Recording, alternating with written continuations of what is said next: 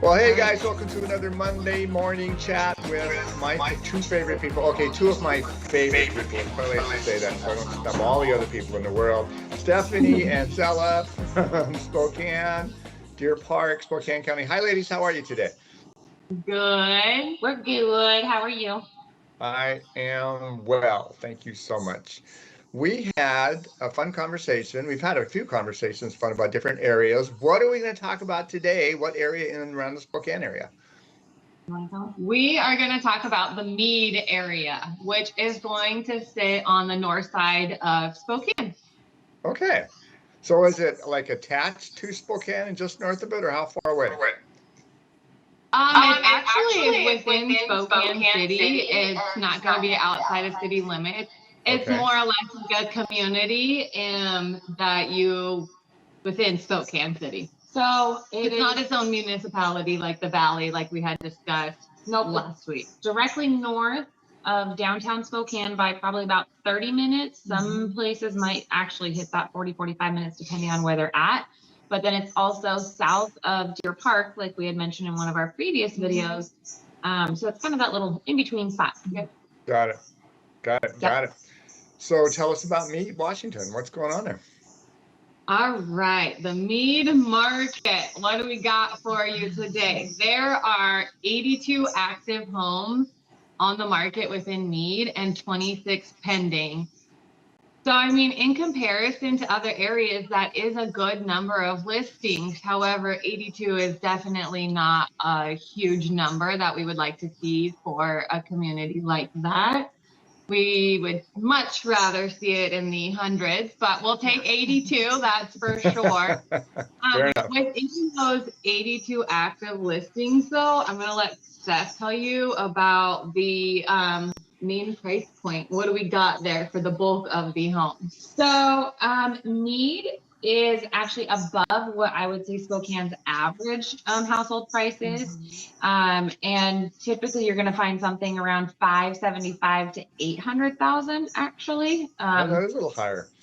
It is. That one actually consumes a little bit more than probably even half of what's left of the active, excuse me, of the active listings. The reason being for that is a lot of the homes that are in that area come on a larger lot. And then they also are a little bit bigger footprint. They're also, I would say probably the development in the Mead area really started to boom in like the 70s, where in some of the other municipalities, and actually it's not municipalities, but the other locations like the South Hill, Spokane Valley, stuff like that, those homes were oftentimes older and they came with a larger footprint, like we talked about, the density, all of the above. Mead is not as a high dense area. You do get, you know, those quarter acres is typically the minimum size, but you'll find a lot of them that actually come with land because that covers all the way out to like Peone Prairie area, Green Acres, stuff like that. Not Green Acres, Green Bluff, sorry. Yeah. So with those houses, you also have like these little subdevelopments as well, but they're not often HOA developments. A lot of them are CC&R. So they're really, really well kept homes, up in the Mead area. And I feel like the late 90s, early 2000s is where it took its like, they started in the 70s and then late 90s, early 2000s, it boomed. And that area grew, is where it took its biggest growth leap. And since then, it's just been continuously growing and expanding. So she had mentioned the price point of 575 up to like 800 has the bulk of the homes. The average price in the Spokane area is 400,000. So that'll just an idea how much more the homes in general are going. They're averaging actually right at that 575 point for Mead particularly. And then under that 400,000 average price point, you're only going to find 7 active listings within Mead. Oh, wow. So just for my reference, I always like to know what's the high and what's the low listing price right now in that area. Actually, that one is totaling coming into 16 houses available, and that's going to be 800,000 to like above 2 million, basically. 2 million, wow! And how about the low? What's the lowest price that's there? 330. Okay, 330. that's a range. That's a first-time home buyer home. Yeah, and I'm sorry, actually, I want to correct myself. The actual highest listing point, I'm sorry, is just sitting under 1.4 million. Oh, So I okay.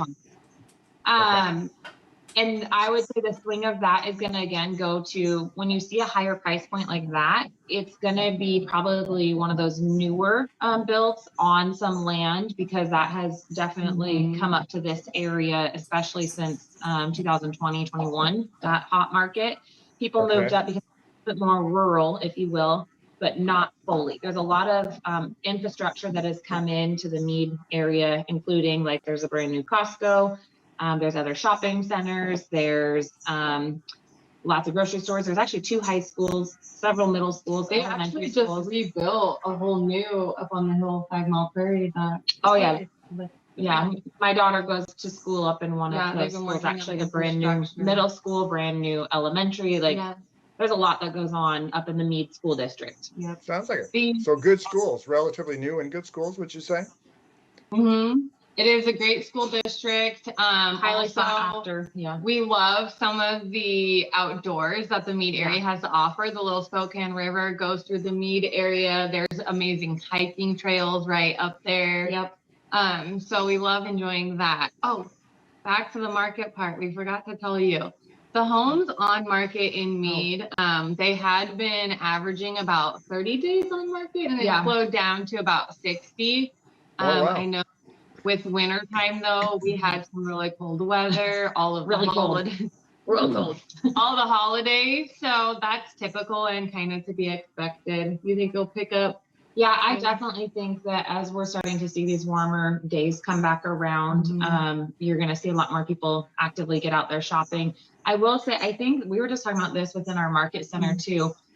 The people that are moving right now, it's more of those circumstantial life events are happening. People are getting divorced. People are passing away. They're having more babies. There's a job change. Like there's a lot of life happenings, which is forcing a lot of the sales, which I think also equates to that lower inventory than what we would typically see. Because people realize, well, if I sell my house, where am I going to go?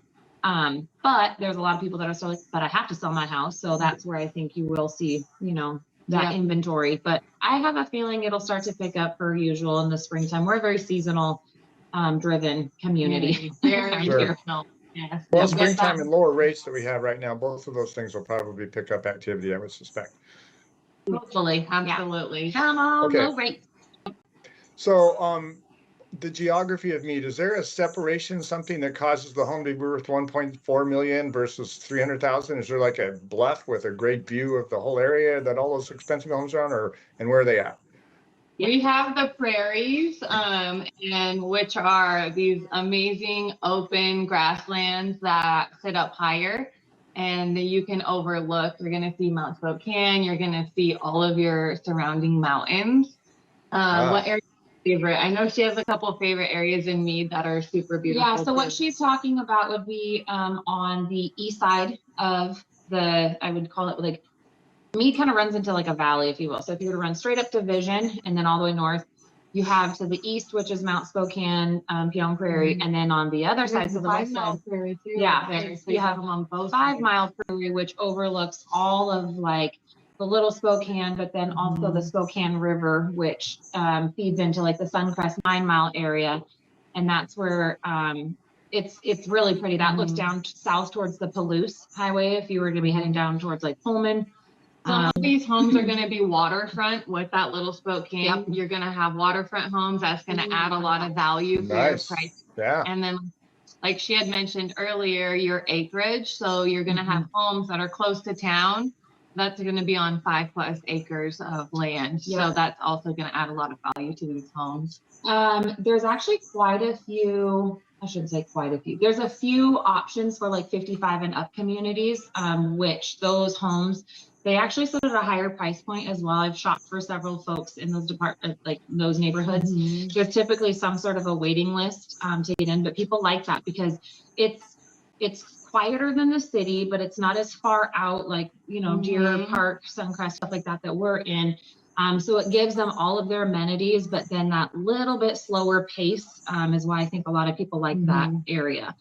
Okay. Fun fact that she said too, with having some waterfront properties, with that Little Spokane, there's a natural wildlife preserve I love it. that runs through Oh, Waikiki area, yeah, Yeah. Painted Rocks, Bacon area. There's also the Kalispell Country Club, so nice 18-hole like golf course community as Private, well. yeah. But if you buy on the Little Spokane, and I only know this because I floated this before. You actually, there's certain portions of the Little Spokane where you actually own the water rights. That's very uncommon with waterfront property. Oftentimes you only get an easement that sets into your property.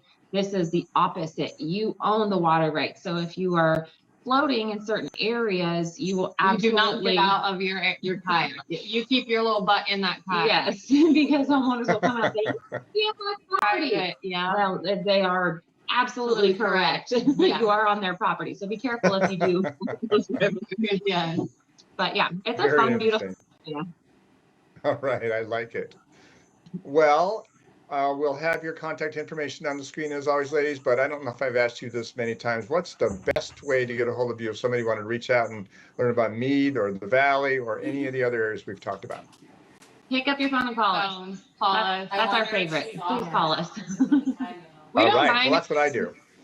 but we much rather call. There's always too many questions and conversation. Much easier. We like to All right. enjoy banter between people, so give us a call and we'll inform you of all the fun details. Thanks again, ladies, for your time. Thanks for the information. It's always fun. It's always interesting. I really appreciate that. We will check in with you next time. Yeah, absolutely. Thank you. All right, bye-bye. Bye.